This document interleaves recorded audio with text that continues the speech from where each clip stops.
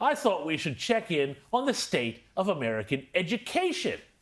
MIT, the Massachusetts Institute of Technology, is one of the world's preeminent institutions for the study of math and science and all those other terribly racist doctrines. Its graduates include the likes of architect I.M. Pei, physicist Richard Feynman, astronaut Buzz Aldrin, and even the actor James Woods. But not even MIT, with its love of rationality, has escaped the current idiocy that is turning America's classrooms into Maoist cauldrons of hate.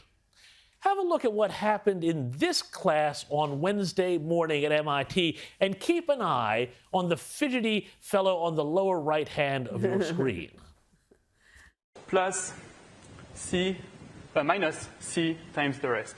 So minus C times lambda B plus mu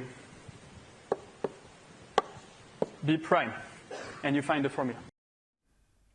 Now, I got a feeling this chap doesn't have a burning question about derivatives or Kronecker products, but have a look. Go ahead.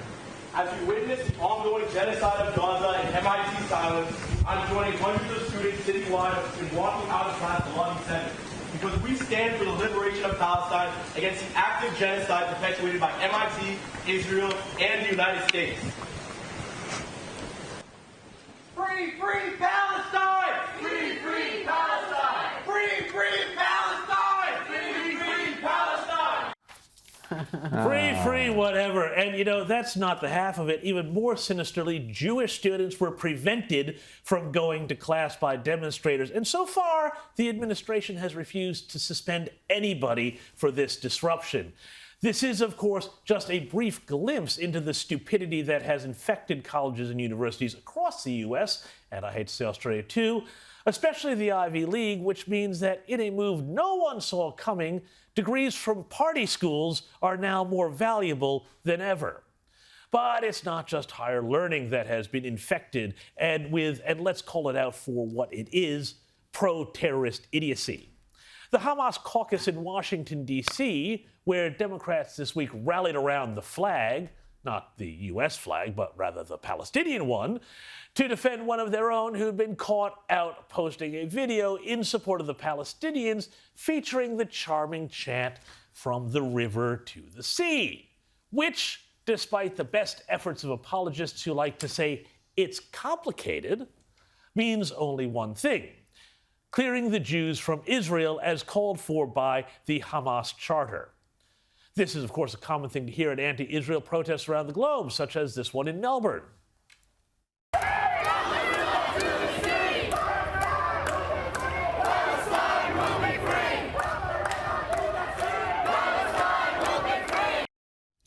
Note all the folks wearing keffiyehs and carrying the so-called Palestinian flag, which is actually the flag of the relatively charming folks at the PLO. Of course, to people like Rashida Tlaib, the statement is all about coexistence.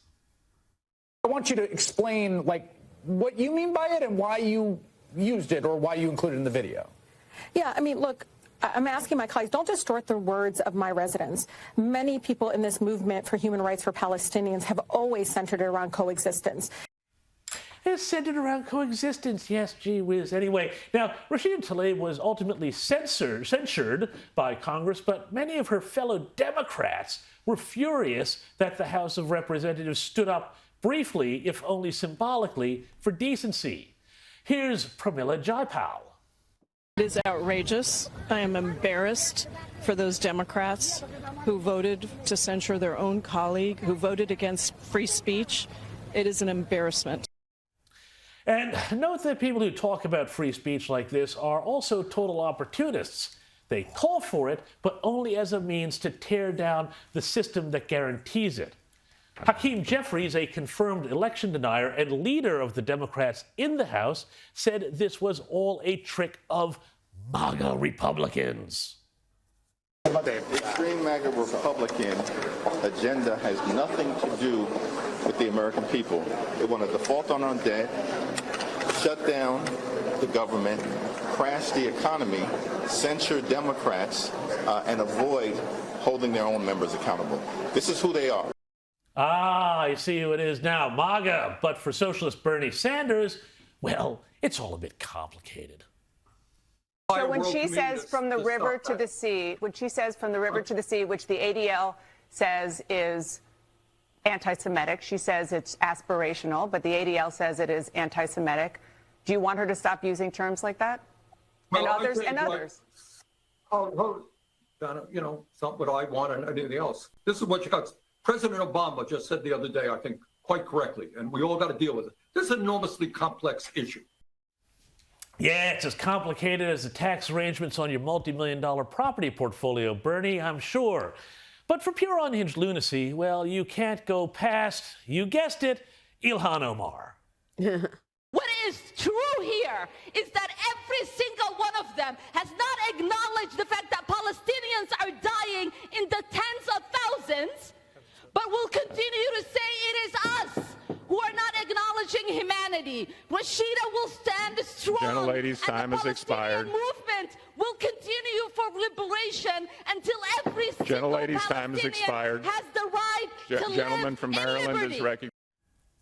I highlight all of this, of course, because it shows how morally vacuous the left has become on the subject of Israel and anti-Semitism. Because it now sees things only through the lens of colonizer and colonized, it cannot make any moral distinctions between Hamas, a terror organization that deliberately rapes, murders, and butchers civilians, and Israel, which is trying to eliminate Hamas and would have likely done so by now were it not trying to avoid killing so many of the women and children and civilians Hamas uses as human shields.